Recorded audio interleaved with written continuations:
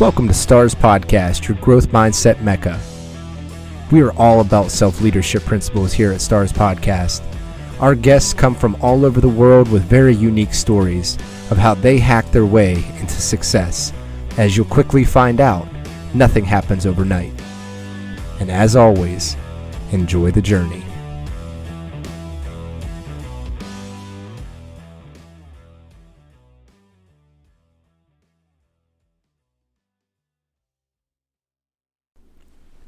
This episode is brought to you by NF Daddy's NFT project. We are 5 dads with a shared why, a passion to help others safely enjoy the NFT and crypto space just as we all have. This project symbolizes how hard work and collaboration can achieve a dream. The NF Daddy's team is focused on the mental and physical well-being of our community while promoting NFT and crypto literacy through the NF Daddy's Academy. Our mission is to help launch 100 NFT projects and onboard 1,000 of our friends. That's right, 100 projects, 1,000 friends into the NFT space.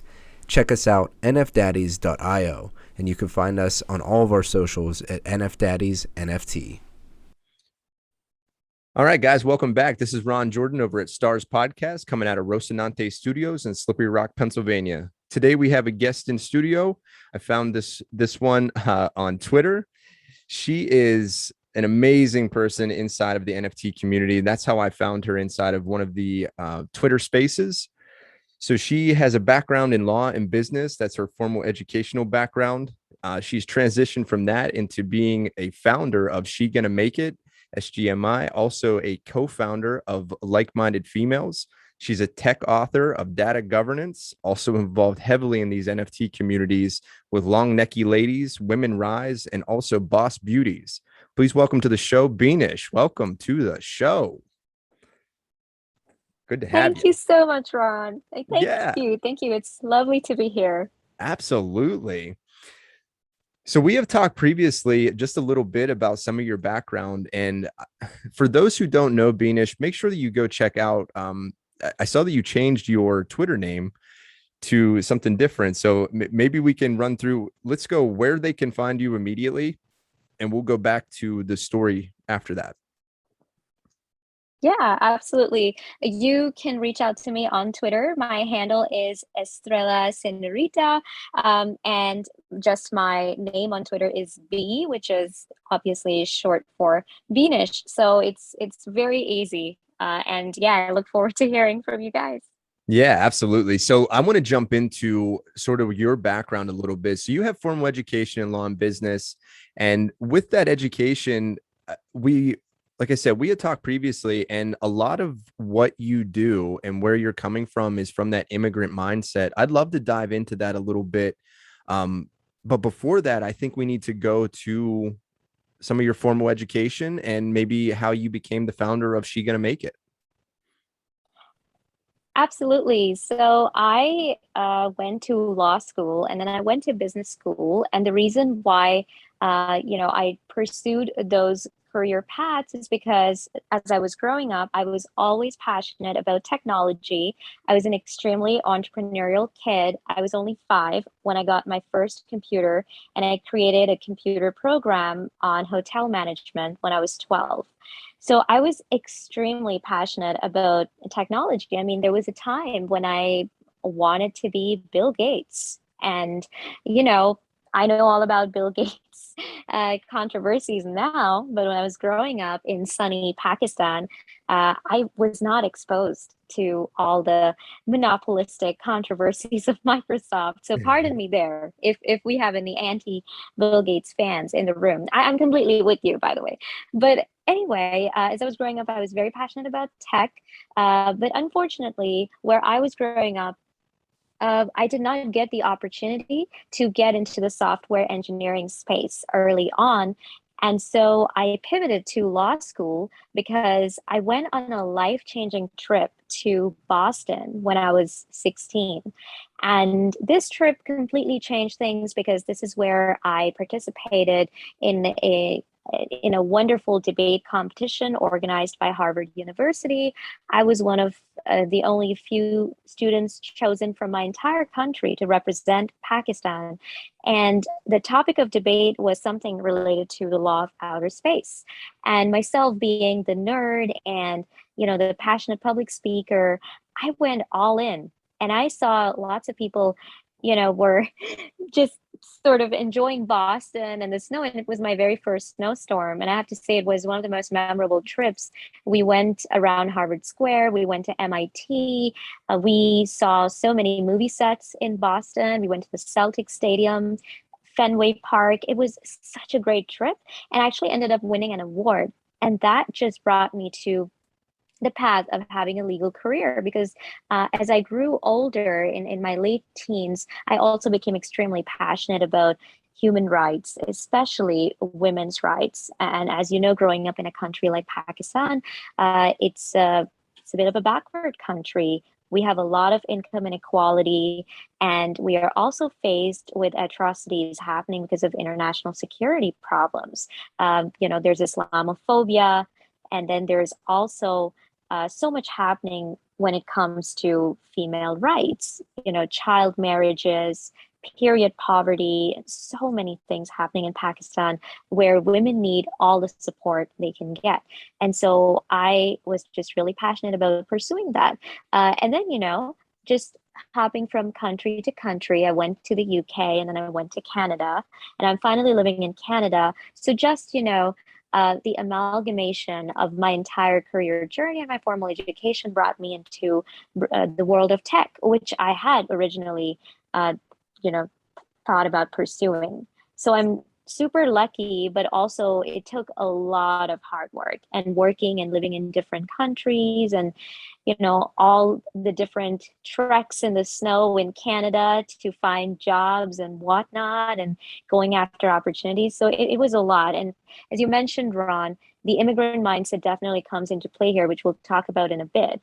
But that is, how I ultimately arrived back into tech, which was my original passion.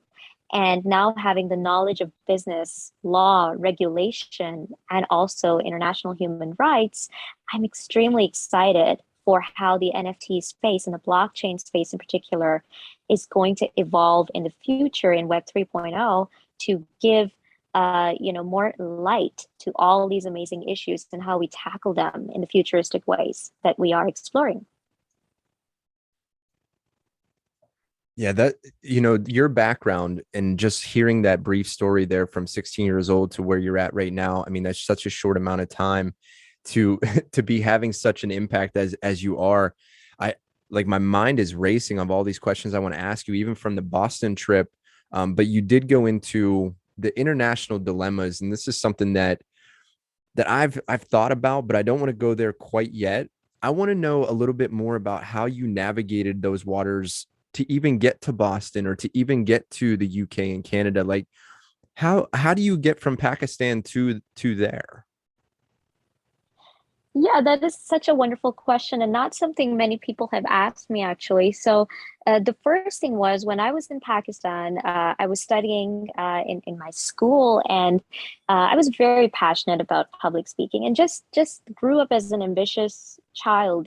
I read a lot of books about history, about the world, about geography, and I used to just make notes of all the countries I wanted to visit. I had some cousins who lived in the US, so I used to get really inspired by their experiences and how they would talk about it. So I was really passionate about traveling as well. And then when I was in school, this unique opportunity came about. But honestly, at first, as a 16-year-old in a competitive environment in school, I didn't even think I would make it. So I started really small, Ron. The first ever debating competition that I took part in had kids from my school, and that was it. And they didn't even tell us that they were secretly judging us to send us to all the way to Boston. My So goodness. that was a trick they played on Yeah, us. that you And got tricked into going to Boston. Yeah, and I was extremely happy. But when it was announced, I mean, everyone was congratulating me, like, "Hey, you're going to Boston, amazing!" And at that time, we didn't have the phrase that we have now. We are gonna make it, but that's what everybody was saying. You are gonna make it, and I was just really happy. But also, when I went home, oh my gosh, I was troubled with another whole issue, which was getting my parents' permission to actually go there. And it was extremely hard to convince my dad. My mom was all in, but my dad somehow was not, because he was just scared, about my security. He was very protective, and a lot of people, including a lot of family members and some friends and some teachers, took a lot of people to convince my dad to actually let me travel abroad at a young age. And it was amazing. And after that, um, sorry, can you still hear me? Yeah, yeah, I think you cut out there for just a quick second. Yeah. Yeah. After that, so just, my journey into going to the UK and Canada was also, it was extremely hard, because the first thing is that we have, as international students, we don't get scholarships easily in foreign countries, especially the US, the UK, and Canada. We actually have to pay the entire tuition fee. So that was, the first hurdle. Convincing my parents to pay my tuition to the UK. And UK is one of the most expensive countries on this planet. So it took a village to send me to England, and I have to thank my entire family for that. And then just even going to the UK, we had visa issues, we had deadlines and so many things there. And I was originally picked. I was originally I got accepted into Oxford University, but I had a visa issue due to which I couldn't get there on time. So Oxford actually gave me a couple of options to turn down the offer or to start next year. But I was determined to start that year because all my friends were going, and I just really wanted to start university. Um, so there was that issue. And then after the UK, unfortunately, what happened was that the UK government set out this new law which said that if you are an international student, you cannot stay in the country after you finish your studies. You have to go back to your country. And I really wanted to pursue a career in law. And that prevented me from staying in the UK to actually go on and become a solicitor or a barrister in the UK. And so, unfortunately, I had to pack my bags and leave. And it was a very sad departure because I had really thought about, my future growing and evolving in the UK. And so there was that disappointment, and so I was troubled with just living in Pakistan. It was challenging for me, especially after being in the UK at such a young age. Going back was extremely challenging. So then one of my friends advised me to go to Canada, and then it took a whole other village to send me to Canada. But fortunately, this time, the Canadian university that I got accepted into actually did give me a scholarship. So I was able to, cover half of my tuition and all that. And so that is how, I got to Boston and the UK and Canada, and now I'm happily living in Canada. And now that I'm, in a position to be financially independent, support myself, a lot of bucket list items have been ticked, which is fantastic. I really want to be a part of a community where we can actually get the chance to firsthand give back, especially to girls and women out there in conflicted areas in the world where they don't even know what a computer is or they have never used the internet. So I think it's time that I start working on all those goals that I set out to achieve when I was extremely young. That is so inspiring to me to hear all of the trials and tribulations that you had to go through to get to your position that you're at now, and how humbled that you must feel to be able to be in a situation or position even to help other girls out there that are similarly situated to what you previously were, and to almost pave the road instead of having to walk across the road in bare feet to make it happen, you know? So I applaud you for that, to be able to be in a situation where you're so comfortable in your position and in yourself, to be able to have your cup overflow enough to help others. That just has to be the best feeling in the world. However, I do want to dig in just a hair on that transition whenever you went from the UK back to Pakistan before you went to Canada, because that little timeline there had to be a really frustrating time for you. And I'd love to understand, because it had to be a letdown. I mean, just first and foremost, it just had to be a letdown to not be able to stay, or to not be able to do what you had initially set out. And here at Stars Podcast, we talk about a lot of self-leadership. And to me, you had to have had to practice some sort of self-leadership inside of there to not get so down and frustrated. If you could, like, maybe just go back there for a second for me and kind of help me understand that disappointment, and then how you were able to get the mindset right to be able to kind of pull up your bootstraps and then get to Canada. Sure.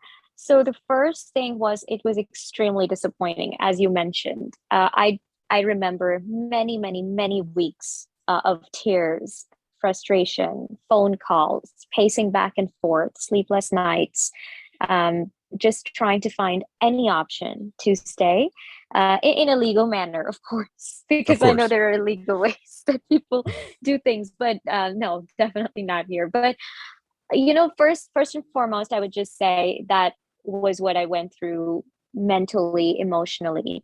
And then, in terms of self-leadership, Ron, the other thing that I was doing was, I was just not giving up even while I was in the UK.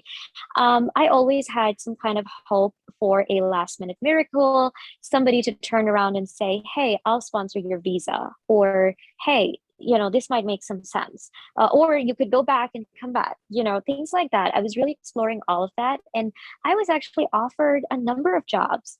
But as soon as they would find out, when they would start the background checks, or when they would start the administrative processing, when they would find out that I have a Pakistani passport, they would just renege on all those offers. And that part usually hurt the most, because there were so many train trips and bus rides and networking sessions and notes, and taking all my belongings with me, packing my suit in my bag, and my shoes, my heels in my bag, and changing on a train, changing literally inside the venue of a networking event, to go and network with lawyers and solicitors and partners at law firms, to really, get something. And I remember my departure was on the 8th of October.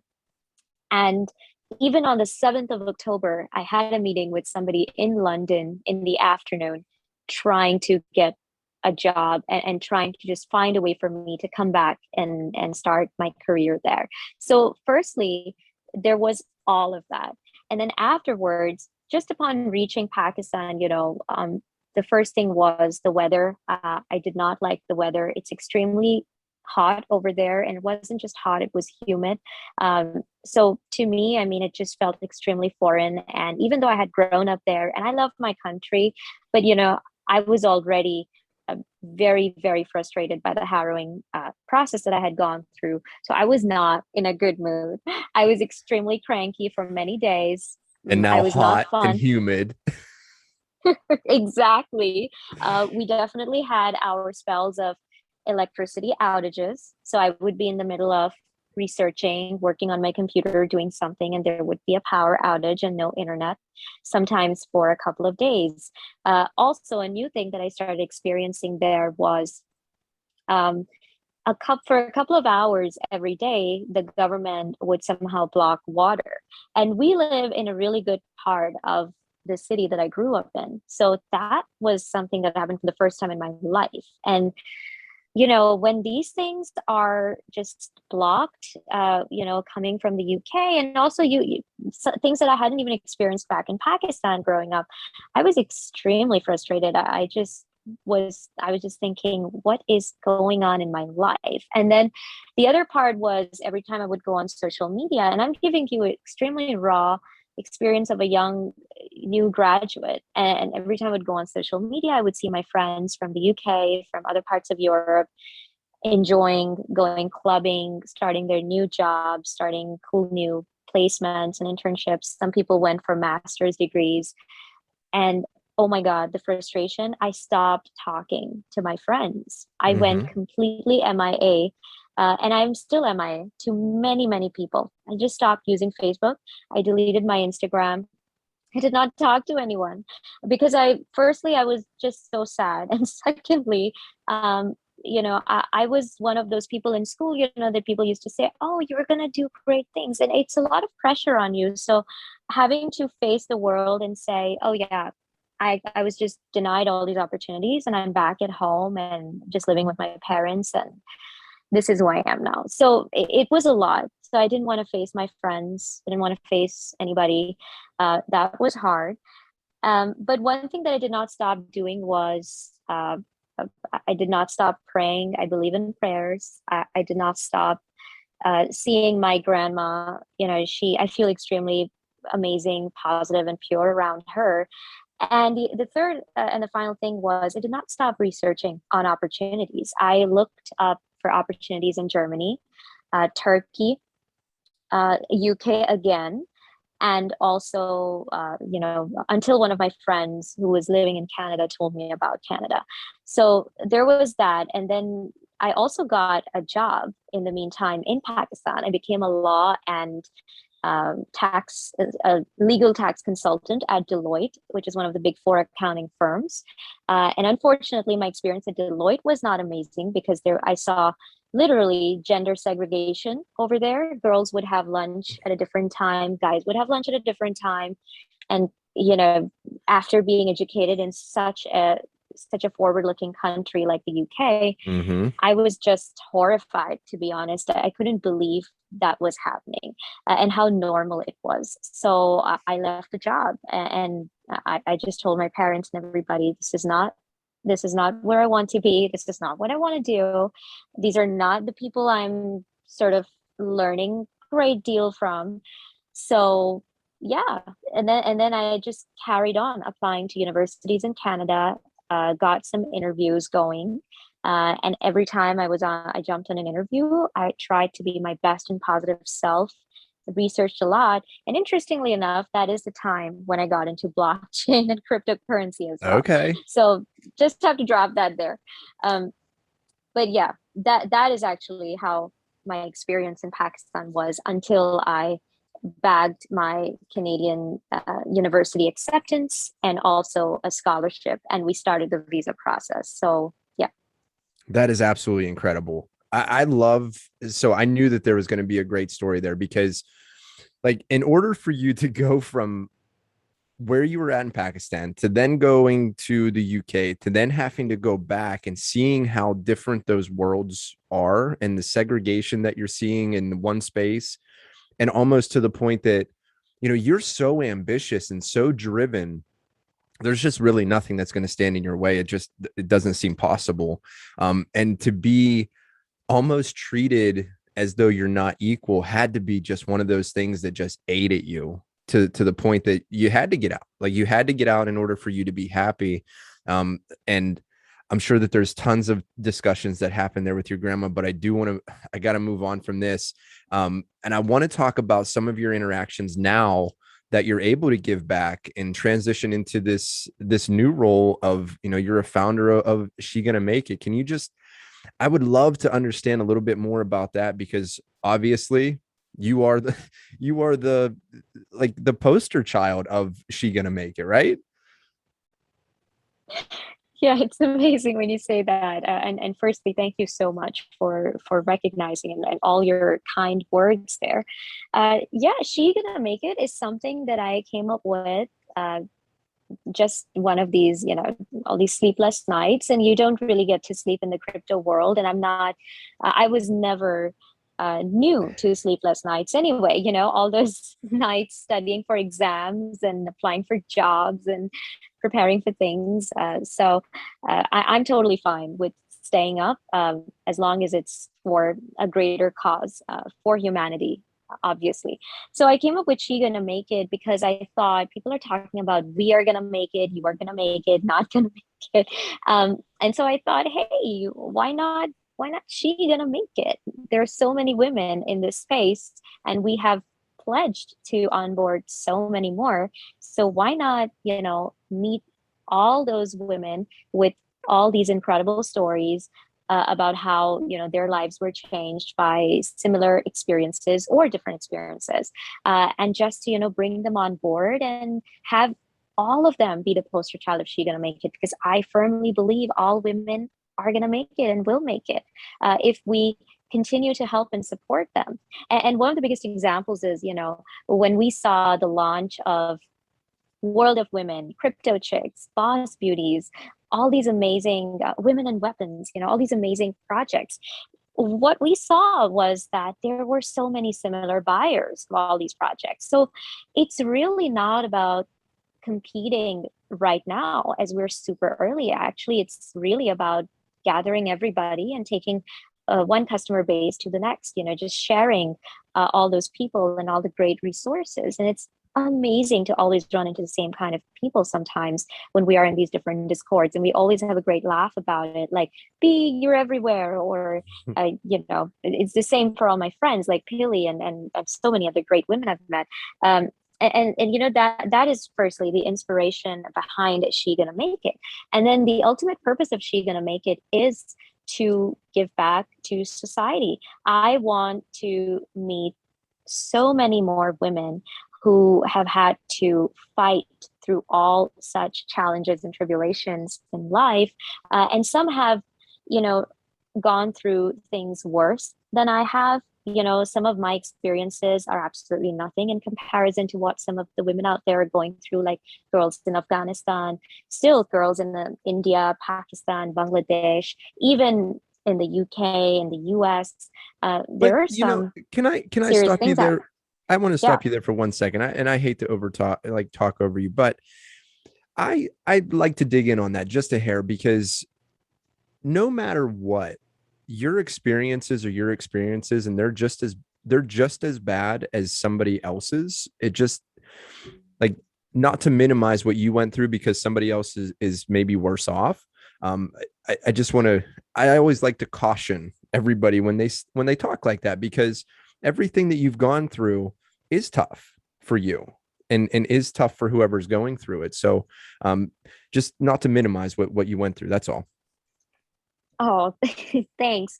That's a great reminder, and for anybody listening to this, it's a great reminder for them as well, because I'm sure lots of people think like this. And Ron, as you mentioned, you do caution when people do this, so I guess I'm not the only one. No. But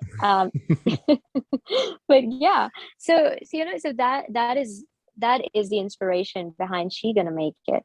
And how I'm really transitioning into trying to give back to the world is, see, I don't really like to talk about charitable things that I have done or I'm trying to do. A lot of things that I do are secret, because I firmly believe in this saying that I heard when I was little, that when you do a good deed, try to make sure that even your left hand doesn't know that your right hand did a good deed. And I'm just like that. I don't like to scream from the rooftops, oh my God, I donated this much money or I helped this person. I've been that way since I was a child. But now that we are in this space and we are doing some serious work in art and blockchain and developing brands and bringing communities together, that's a different ball game. And here we have to, talk about the impact we are promising to have or the impact we have already had.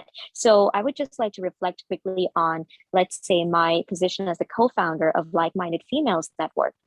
We founded that 3 years ago to upskill women and girls from marginalized communities in tech, business, and personal branding. So far, we have been able to reach over 30,000 people. We have delivered more than 1,000 workshops in 3 years, and we have partnered with amazing organizations to really, get the word on technology skills and even interpersonal skills out there for women and girls, and especially people like myself who arrive in a new country and don't know much about how business is done in that country. Because one thing that we are not taught at school is, yeah, they can teach us all about economics and business studies, and all the definitions are going to be the same worldwide, but they do not actually teach you how business is done in diverse environments. It is done completely differently in Pakistan and completely differently in Canada. So really, giving immigrants the opportunity to learn that, to really nail their interviews, because their interviews are not bad. It's just that sometimes they don't say the right things or hit the right strings when they're talking to people. So those are just some of the examples I'm giving you of the kind of work I've been involved in. And then taking it one step further in the NFT space, I am writing a book on how women are shaking up the markets in NFTs, and this is a top secret, but I have to mention it here now that we're talking about She Gonna Make It. And I'm happy to talk about that another time when we actually hit some of the milestones. But that's one of the things. And then the final thing is partnering with the right charities that have the most impact to really get the word out and to really help people get onboarded into this space. So education, Yes. human rights, all those causes are what are truly close to my heart, and especially helping immigrants, especially helping people who are stuck in conflict or war-torn areas, and they're either trying to get out or trying to do something bigger. I knew there was a reason you and I connected. I knew it. I knew it. I just align with so much of what you're doing. And it takes a strong personality and strong individual to be in a position in your own self to be able to help others the way that you are in such a large way. And I know it's not just you partnered with a lot of different companies and a lot of different individuals to help out. But you obviously have these interpersonal skills. You have the soft skills to get business done. And that is a unique skill set that not everybody has. It can be learned for sure. And I love that you're doing that. I love that you're not only are you giving them the hard tools like computers or whatever, you give those, but the soft skills that are necessary to actually sell an idea, those skills are so important to get the idea across and to be able to draw attention to it in a way that's meaningful and helpful, and not push people away. Can you explain to me a little bit about what those skills, how you learn those skills? Because you've obviously learned them from, I assume, through the debate club. That had to be a big push for you there. How did you go about learning those skills to be able to teach others? Yes, and I think you said something extremely accurate about being in debating. From a very young age, I was in a competitive school. Just being in the debating society was a very competitive thing. Everyone was just competing against each other, which is why, sometimes being in the NFT space is extremely therapeutic, because we've gone through so much competition and anxiety from such a young age. It's like the Hunger Games out there. I feel like I've already played a different variation of Squid Game once upon a time. So, of course, starting from there, looking out for yourself, making sure your confidence is in check, making sure you are communicating correctly, your writing skills are on point, and you're really using the right phrases as well as the right words or the terminologies to describe opinions. And also being diplomatic is a huge skill, something that people say comes naturally to me, but I have to say that being diplomatic takes a lot of strength and a lot of willpower, right? You really want to be adversarial and be on one side, but then, like how lawyers have to be, but then what I learned was that sometimes it's best to be diplomatic, like the United Nations, for instance. So I think those were the very starting skills that as a child I was, I just was polishing and honing. And then when I went to university and when I worked with different kinds of people. So I worked a lot as well. I definitely had my fair share of not so fun part-time jobs where we had to communicate with customers and we had to convince people to buy a product. And so I picked on those skills. And then I also worked in the Royal Navy as an officer cadet when I was 19. And I went on a trip to France and Spain on deployment, and I was the only girl on the ship. And I also drove the warship myself. So really What? understanding, You are the most yeah, unique person I think I've ever had on this show. And I apologize to all my other guests, but like I am just blown away by you right now. This yeah, is it so was good. so amazing.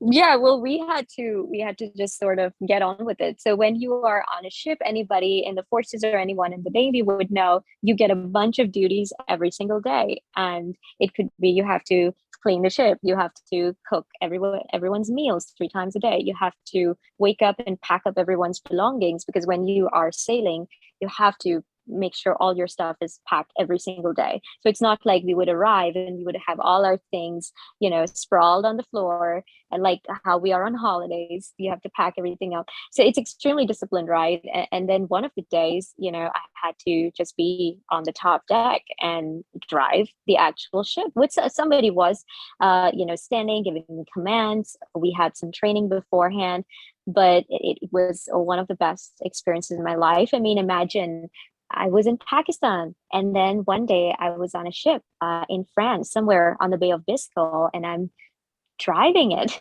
And I was just so happy, but also I couldn't believe what was happening in my life. So I think a lot of those experiences, all those part-time jobs, that gig in the Royal Navy, and then, the rejections as well.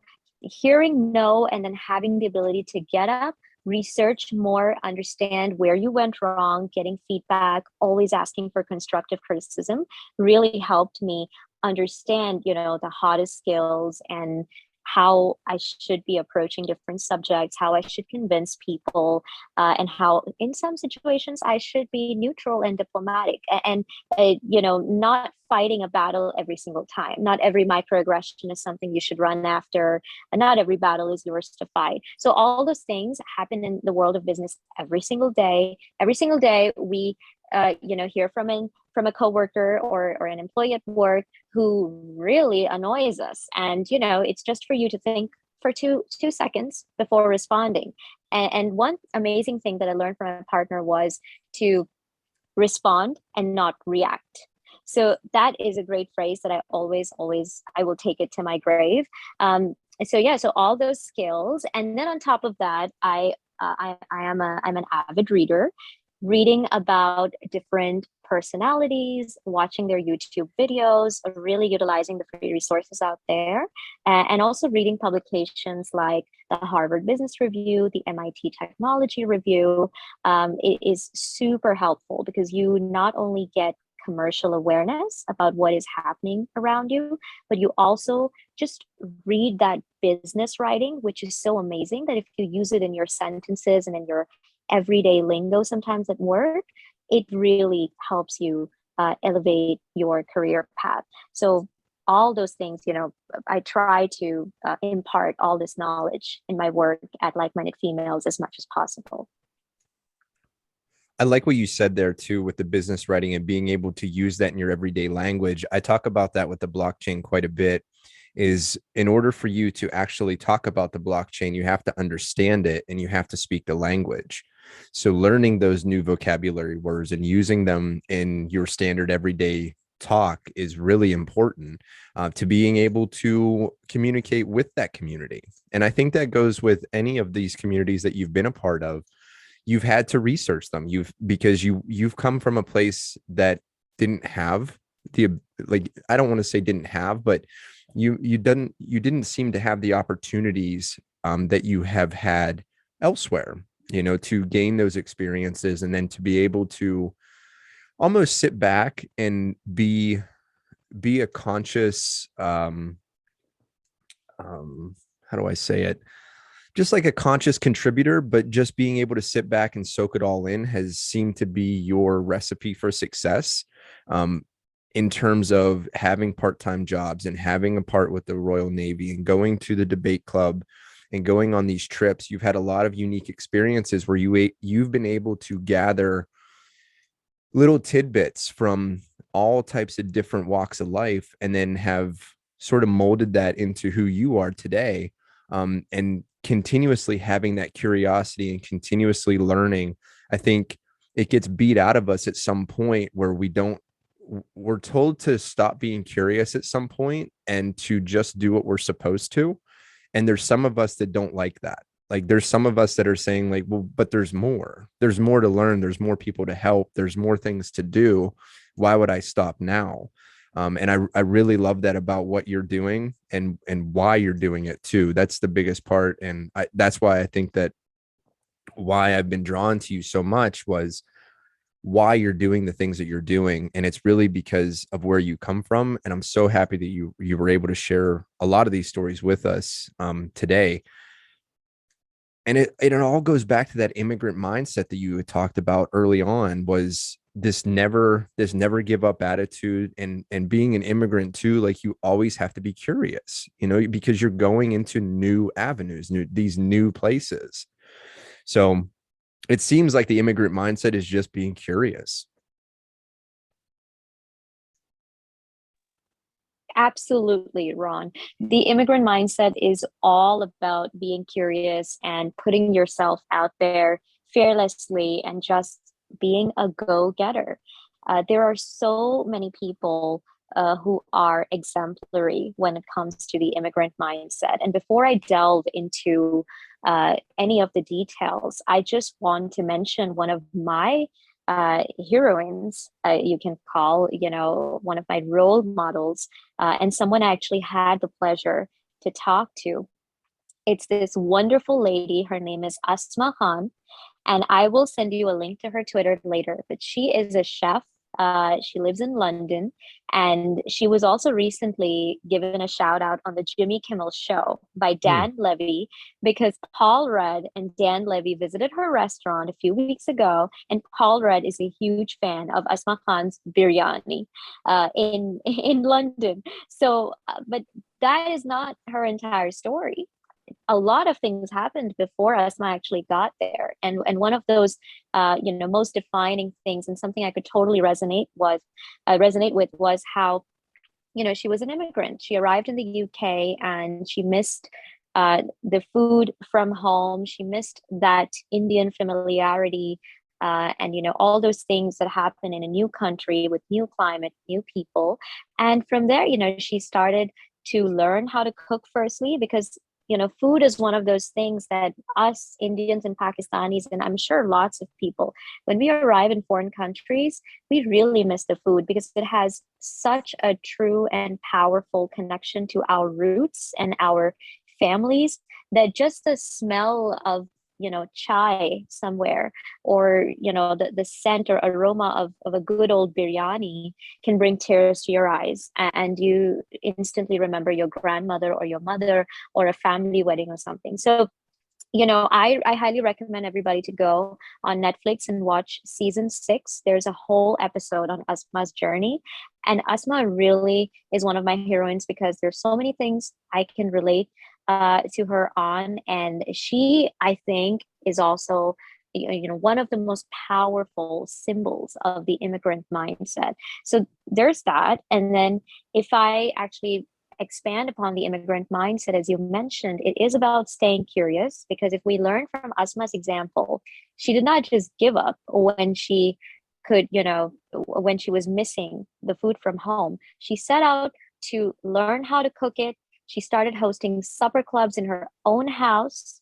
And then she started getting gigs at different eateries in London to actually, practice her cooking and show her skills and put her food out there. She got women from from the South Asian community with her, gave them jobs, and started her restaurant, and went through a lot of trials and tribulations, especially even last year during the pandemic. And now she is in a successful position where she every day gives back to the community, so much inspiration. And I was so honored and grateful when she gave me her precious time to speak with me on an event commemorating the International Day of the Girl last year. So it's that kind of immigrant mindset where, she just did not stop. She was curious, she stayed on her toes, and she also gives back to the community as much as possible. So it's really, for anyone listening, it's about looking for opportunities everywhere. And even if you are not an immigrant, you can learn to think like one.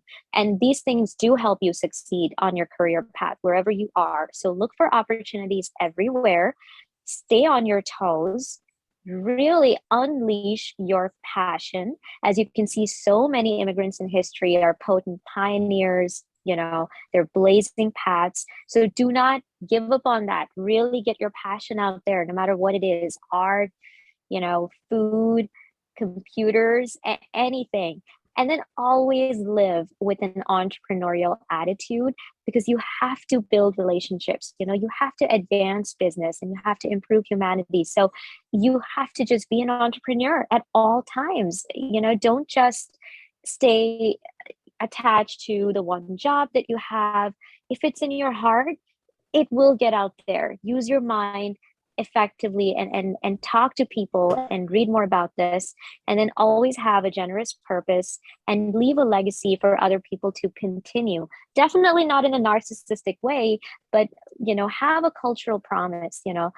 That success really comes most to those who are surrounded by people who want that success to continue. So we have to sustain all the amazing legacies that people like Asma are leaving behind, which is why this immigrant mindset is so important just for humanity to sustain itself.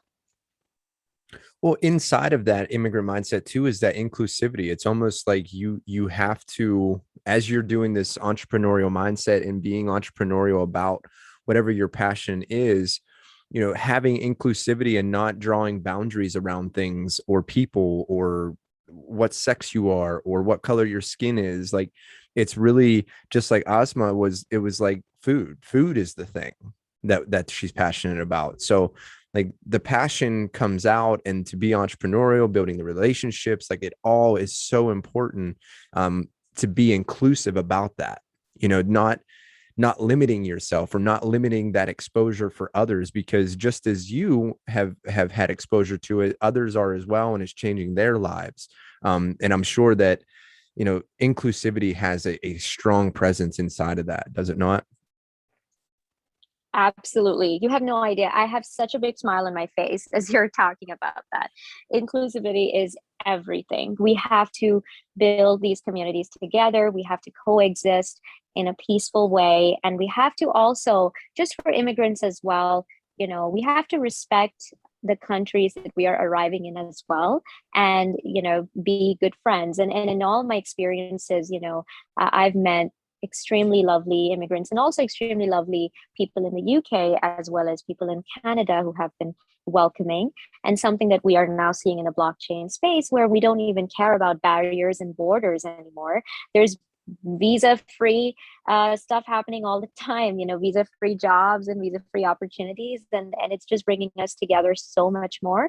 But hey, when we do meet one another in person, and I know some of us are gonna have to go through a lot just to get to places like New York City or big blockchain hubs, we have to always remember that not everyone has come from the same background. But now that we are here together, let's continue to build great things, and just be kind to each other, setting a kind precedent. That Mhm. has become my new motto.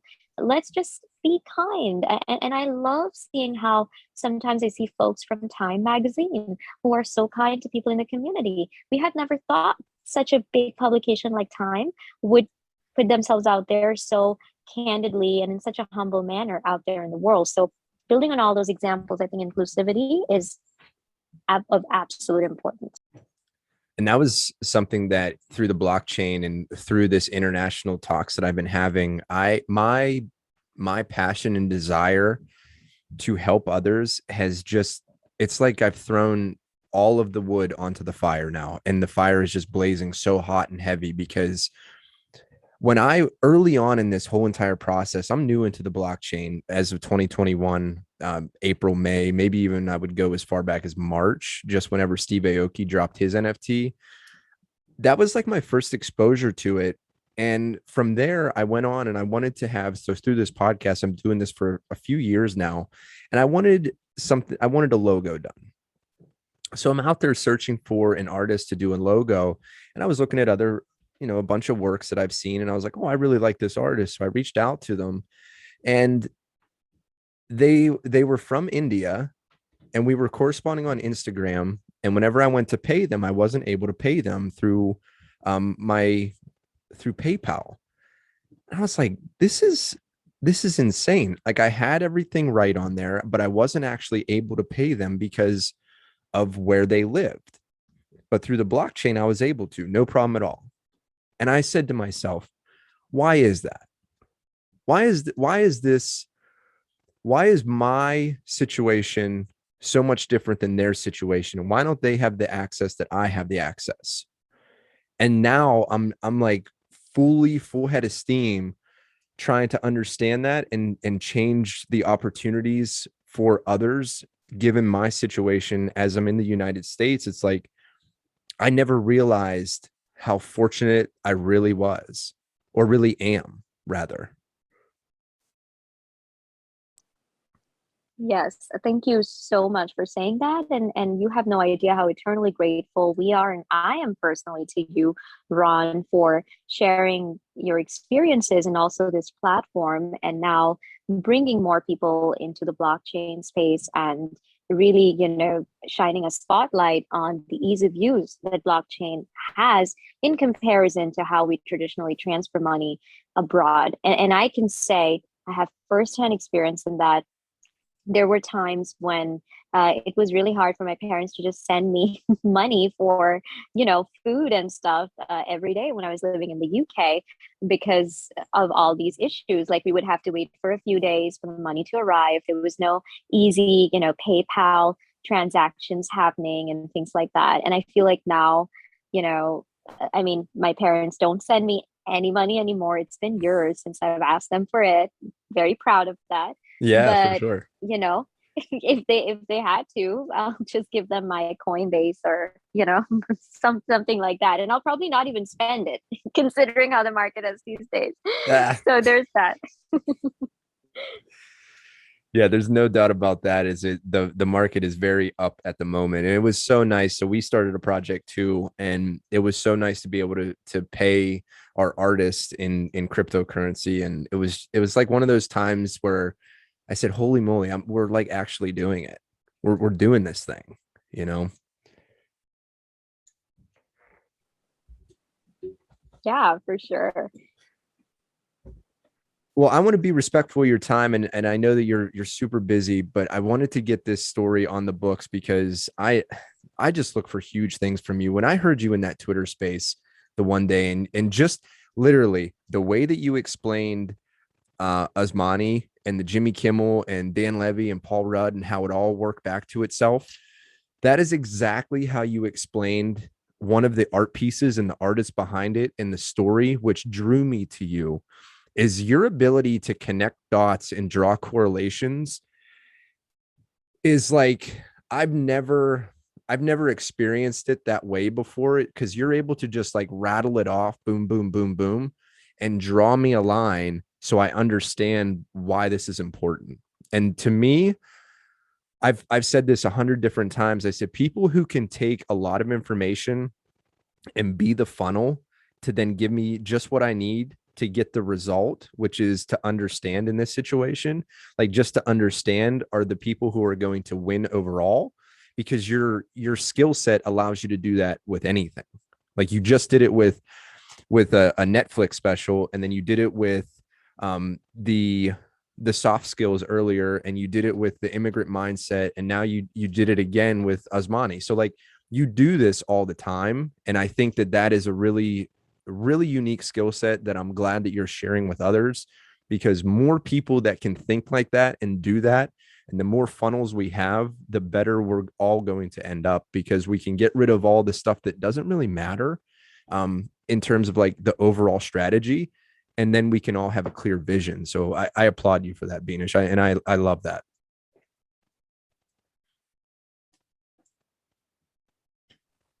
Thank you so much, Ron. And thank you so much for recognizing that. I think it's really important, as you mentioned, to understand, people's history, their backgrounds before making judgments. And especially in the world of art, there is a lot of curiosity. I have so much more curiosity now than I did before. Every time I look at something, I'm very intrigued about why this person made this. And it's just so important because I've read about Monet, I've read about Van Gogh, I've read about Banksy, and so many people, Picasso. There's so many people, and then there are other kinds of design. There's jewelry design and whatnot, and it always just takes me back to why they were what they were going through, why they made something in a particular way. And then even myself, a bit of a closeted artist here, but that is what I am sometimes doing as well. There's always a story behind why a certain picture was created or painted. So that is why, in any walk of life, I'm extremely curious to really know people's histories, and even their forefathers' histories, and to make connections and understand where they're coming from. Because you know what that builds? It really builds empathy. It builds a true connection, and there are no judgments and there's no negativity. It really connects me to them on a full level, where I can think in a better way, and I can be a better friend to them, or be of more help, or be a fan of them even. So I think it's super important to understand the background and really the inception of why something's happened. When it all goes back to what you said earlier, is you respond, you don't react. So that's something that I want to leave all of our listeners with today. So I want to stop there. Where can people reach out to you or find you at on Twitter, if you want to give your handles there? And Absolutely. The easiest way to reach out to me is through my Twitter. So my Twitter name is B, and my handle is Estrella Senorita. ESTRELA SENORITA. And it's very easy to find me. You'll find me in Ron's community as well. I'm on Ron's Discord too. I'm just going to mention Ron, you here, because this is your amazing podcast. So you can go into his amazing Discord and you can find me there as well. And other than that, you can just find me. You can talk to anybody at Boss Beauties, Long Necky Ladies, or Women Rise, and you'll find me there too. Yes, literally anybody who's in those communities knows B. So, all right, guys, thank you all so much for listening. And always remember, enjoy the journey. Take care, everybody. Have a great day. Thank you so much for sticking here until the very, very end. If you wouldn't mind just leaving a comment or subscribing or liking the podcast or wherever you downloaded this, maybe it was from YouTube, I would love for that. You take an extra couple seconds to give us some more love. Even though you have listened here to the very, very end, we appreciate that so much. Could you also go over to thestarspodcast.com if you found any of this really interesting and you wanted to dive in a little bit further, or go to our Discord, which is Rocinante Studios NFT. Enjoy the journey.